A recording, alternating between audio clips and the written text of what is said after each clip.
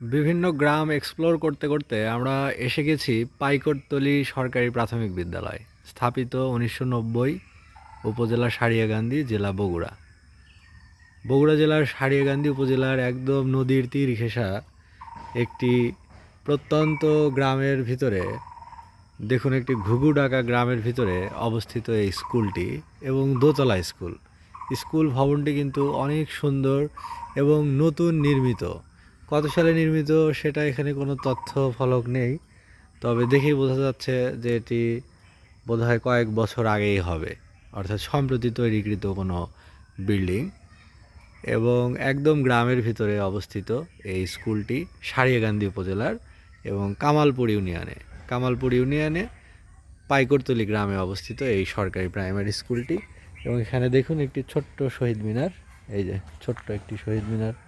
আর এটা হচ্ছে যে স্কুলে আসার রাস্তা, ওই সামনে দিয়ে ওখানে একটি রাস্তা চলে গেছে।